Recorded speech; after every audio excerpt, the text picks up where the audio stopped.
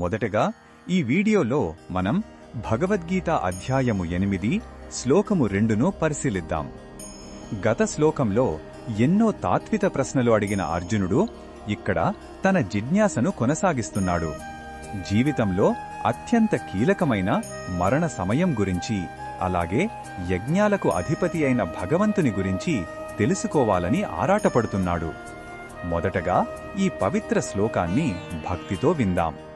అధియజ్ఞః కథం కోత్ర దేహేస్మి మధుసూదన ప్రయాణకాలే చ కథం జ్ఞేయోసి నియతాత్మభిః.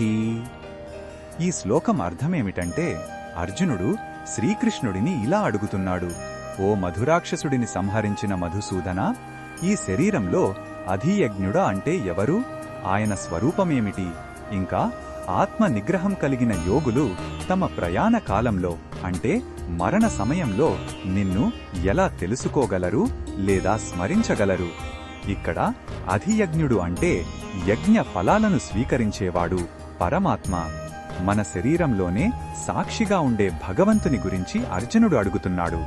ఈ శ్లోకంలో ఉన్న భావం మనకు ఏమి చెప్పుతుందంటే, ఇది ఒక సాధకుడి యొక్క తీవ్రమైన ఆర్తిని, తపనను తెలియజేస్తుంది.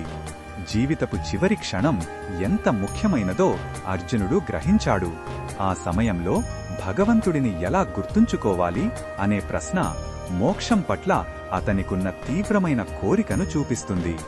ఈ ప్రశ్నల ద్వారా కృష్ణుడు మాత్రమే అంతిమ సత్యాలను చెప్పగలడని అర్జునుడు తన సంపూర్ణ శరణాగతిని ప్రకటిస్తున్నాడు. ఈ బోధనను మన దైనందిన జీవితంలో ఎలా ఉపయోగించుకోవచ్చు అంటే, అర్జునుడిలాగే మనం కూడా మన జీవితం యొక్క అంతిమ లక్ష్యం గురించి ఆలోచించాలి. మరణ సమయంలో భగవంతుని స్మరణ కలగాలంటే అది ఒక్క రోజులో సాధ్యం కాదు, జీవితాంతం సాధన చెయ్యాలి. మనం చేసే ప్రతి పనిని, ప్రతి కర్మను భగవంతునికి అర్పించే ఒక యజ్ఞంగా భావించాలి. ఇలా నిరంతరం భగవత్ స్మరణతో జీవించడం అలవాటు చేసుకుంటే చివరి శ్వాసలో కూడా ఆయనే గుర్తుకు వస్తాడు. అదే మన జీవితానికి సార్థకత.